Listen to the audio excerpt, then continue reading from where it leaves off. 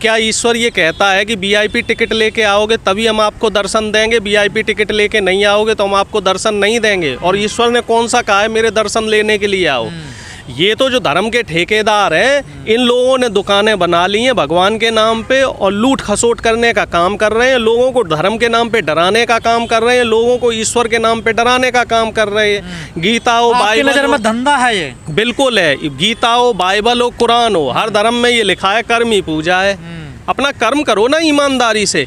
अगर आप अपना काम ईमानदारी से करोगे तो ईश्वर के पास जाने की जरूरत ही नहीं है। आपको नहीं लगता अर्चना गौतम की गलती नहीं? टिकट उन्होंने नॉर्मल लिया और जाना चाहती हूँ वीआईपी एंट्री से। देखो साहब, मैं फिर आपसे ये कहना चाह रहा हूँ कि अर्चना गौतम जी एक तो महिला है। हमारे देश में तुलसीदास जी ने भी तुलसीदास ने भी एक दुआ कहा था ना, ढोल गवार शूद्र पशु नारी ये सब ताड़न के अधिकारी। ये तुलसीदास का रामचरितमानस का लिखित दुआ है कि हमारे समाज में जो ये मनवादी सोच के लोग हैं, ये लोग अभी भी औरतों को अपने बराबरी नहीं समझते। एक तो वो स्त्री हैं, दूसरी कांग्रेस पार्टी की और तीसरी वो दलित हैं। तो इस वजह से उनको वीआईपी एंट्री नहीं मिलेगी। कह रहे हैं ऐसे लोग अगर मंदिर जाते अब ये बताओ, अगर जो हमारे देश के जो राष्ट्रपति थे, ठीक है, रामनाथ कोविंद जी जो राष्ट्रपति थे, उनको मंदिर नहीं जाने दिया, तो अब आप समझ लो कि बीजेपी का कल्चर क्या है। बीजेपी के जो लोग हैं वो अपने लोगों को ही मंदिर नहीं जाने देते। कहाँ से बीजेपी आई सर? वहाँ तो बीजेपी की सरकार नहीं है ना आंध्र प्रदेश में। आरएसएस और मनवादी विचारधारा के लोग तो हैं। बात वो नहीं है, बात ये है कि विचारधारा कौन सी है। और इस देश में दो तरह की विचारधारा है। एक विचारधारा जो तोड़ रही है, दूसरी विचारधारा जो गांधीवादी है, अंबेडकरवादी है, नेताजी सुभाष चंद्रवादी है, जो लोगों को जोड़ रही है। इस विचारधारा को, जो दूसरी विचारधारा है, गोडसे वाली विचारधारा, मनवादी विचारधारा, सामंतवादी विचारधारा, ये लोग उन विचारधारा के लोगों को तोड़ना चाह रहे हैं, उनके हौसलों को कमज़ोर करना चाह रहे हैं। लेकिन तमाम दलित कह रहे हैं कि ये जो दलित मंदिरों में जाते हैं इनके साथ ऐसा ही होना चाहिए और जूते और लगने चाहिए ऊपर से। नहीं, ये भी गलत है। देखो साहब, मैं बराबर कहता रहता हूँ कि धर्म आस्था का विषय है। चाहे वो दलित हो, सवर्ण हो, पिछड़ा हो, किसी भी जाति का हो, अगर उसकी ईश्वर के प्रति आस्था है तो वो मंदिर जाने के लिए स्वतंत्र है।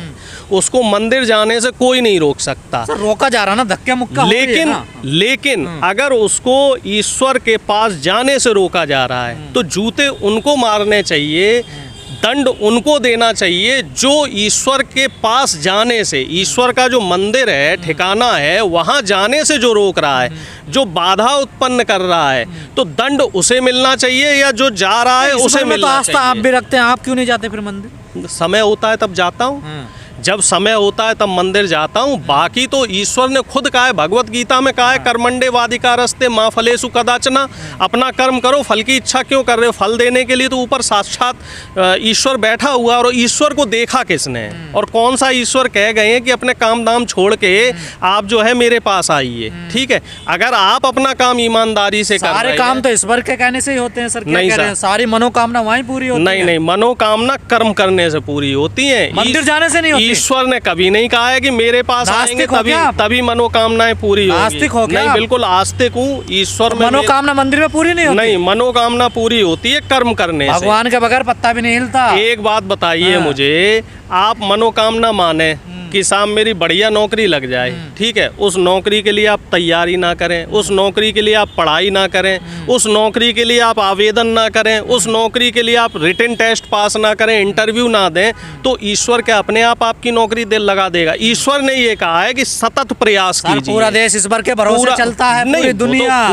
वो तो पूरा ब्रह्मांड जो है, जो सृष्टि बनाने वाला है, जो प्रकृति है, जिसे परमपिता परमेश्वर कहा गया है, उस पे चल रहा है। आपको ईश्वर से बात करनी है तो उनके लिए मीडिएटर भी है यहाँ पर। ये तो देखो कई बार इस पे चर्चा हो चुकी है। ये बड़ा विवादित विषय है। ईश्वर को किसी मीडिएटर की आवश्यकता नहीं। ये जो और अगर हमें ईश्वर से बात करनी है तो हमें किसी मीडिएटर की आवश्यकता नहीं है। हम इतने सक्षम हैं, हम सब लोग, चाहे वो किसी भी धर्म के हों। तो बेकार है जो मीडिएटर हैं ये बने हुए। हिंदू धर्म के हों, बौद्ध धर्म के हों, मुस्लिम धर्म के हों, बल्कि सर, इस ये बात- जो मीडिएटर बने हुए हैं ये गलत है फिर इसका ये तो सब धर्म के ठेकेदार हैं, लूटने का काम कर रहे हैं।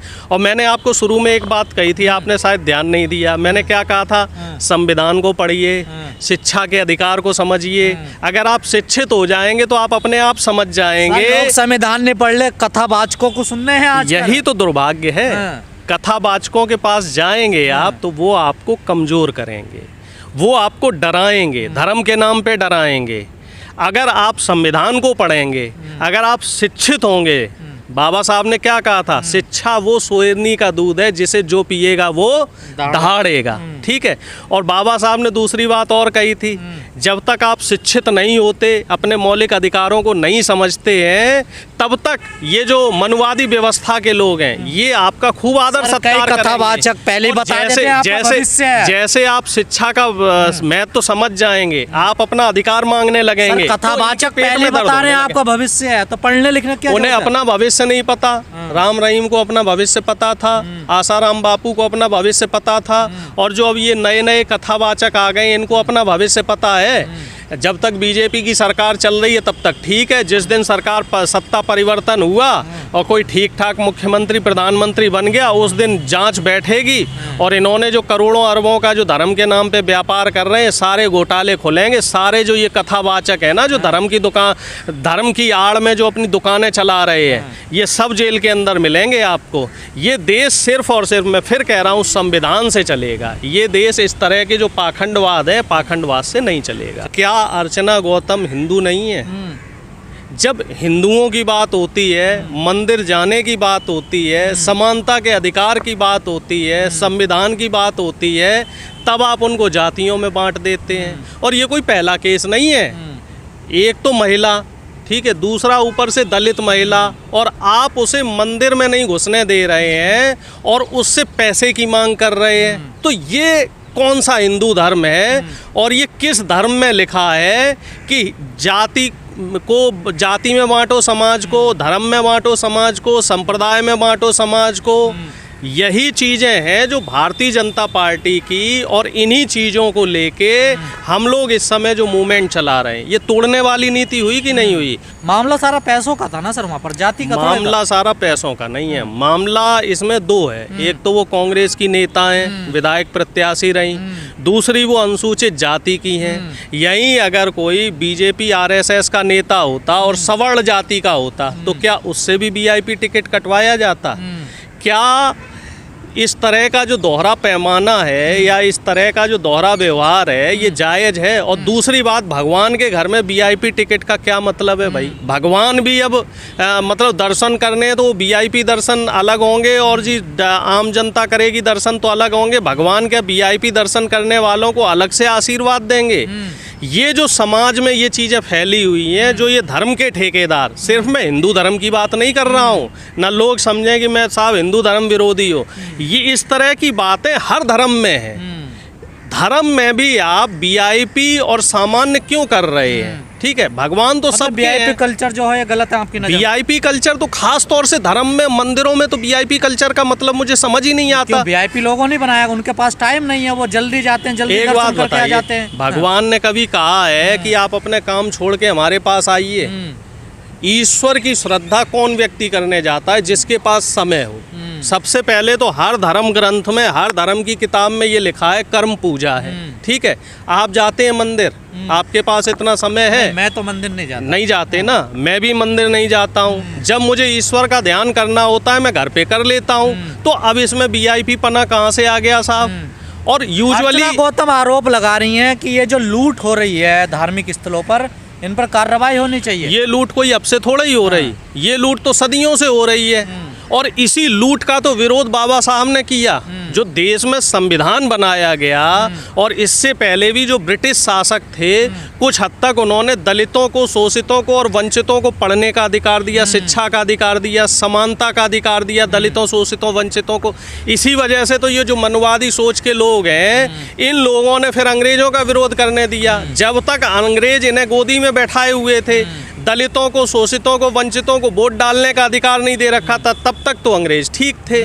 मुगलों ने भी यही किया था। मुगलों ने समानता का अधिकार देना शुरू किया तो इन लोगों ने मुगलों का विरोध करना शुरू कर दिया। बाबा साहब भीमराव अंबेडकर ने संविधान बनाया, सबको बराबरी का अधिकार दिया, तो उससे दिक्कत उससे है, इन्हें दिक्कत है इन्हें समानता से। ये समाज को दो भागों में बांटना चाह रहे हैं। ये चाह रहे हैं एक तरफ तो शासन आप करने विरोध वाले करते हैं जो चढ़ावा चढ़ता है वहाँ पर जो टिकट लगता है। देखो साहब, मैं वीआईपी पने का जो वीआईपी टिकट होते हैं और मंदिरों में जिस तरह की लूट खसोट चल रही है, मैं उसका एक हिंदू, एक भारतीय और एक सनातनी होने के नाते विरोध कर रहा हूँ कि जब देश का संविधान, ये बताइए हमें, देश हमारा किससे चलेगा? संविधान से चलेगा या ये इन मनवादी लोगों की जो ये मनवादी व्यवस्था बना रखी है इससे चलेगा? कि ब्राह्मण पैदा हुआ तो वो मुख से पैदा होगा, वो ब्राह्मण होगा, ठीक है। शूद्र जो है वो उसको बराबरी का अधिकार नहीं है। एक जमाना था, आपने भी किताबों में पढ़ा होगा, पुस्तकों में पढ़ा होगा कि शूद्र को जो है वो कहते हैं ना कमर पे झाड़ू बांध के चलने, गले में मटका, झाड़ू, और कई जगह साउथ में तो ऐसे लिखित उसके जो प्रूफ है कि शूद्रों की औरतें भाई साहब तन नहीं ढक सकती थी, तन ढकने पे स्तन टैक्स लगता था उन पे। तो ये किस तरह के समाज के लिए आप ले जा रहे हो? और इसी तरीके की जो व्यवस्था है वो अब आप फिर लगाना चाह रहे हो। आप मंदिर में जो ये वीआईपी कल्चर ला रहे हो, इससे क्या होगा? गरीब आदमी ईश्वर के दर्शन नहीं कर पाएगा, अमीर आदमी ईश्वर के दर्शन करेगा। ईश्वर की नज़र में सब एक हैं। वैसे आपको लगता है बहुजनों को मंदिर का रास्ता अपनाना चाहिए? देखिए, मैं सबसे पहले ये कहूँगा कि सबसे पहले आप शिक्षा के मंदिर में जाइए, क्योंकि अगर आपको समाज में सम्मान मिलेगा तो वो किसी भी मंदिर मस्जिद में जाने से नहीं मिलेगा। सम्मान आपको शिक्षा के अधिकार से मिलेगा। अगर आप शिक्षित होंगे, अपने मौलिक अधिकारों को समझेंगे, संविधान को पढ़ेंगे, संविधान में जो ताकत है उस ताकत को, संविधान की ताकत को समझेंगे, जिस ताकत को कई लोगों ने समझा, कई जो सामाजिक न्याय के जो नेता हैं, कई सामाजिक न्याय के जो सामाजिक कार्यकर्ता हैं वो आगे आए, तब जाके जो समाज में ये जातीय विषमता जो जहर घोल रही थी, ये जातीय विषमता कुछ हद तक दूर हुई है। तो मैं ये मानता हूँ कि शिक्षा के मंदिर में जाइए। इस तरह से जो ढकोसले करने वाले लोग हैं, इनके पास जाने की ज़रूरत नहीं है। आप ढकोसले कह रहे हैं उनको? ढकोसले ही हैं साहब। मंदिर में वीआईपी कल्चर का क्या मतलब है? भाई ईश्वर कभी विभेद करता है, भेद करता है क्या? ईश्वर ने कभी फर्क किया है?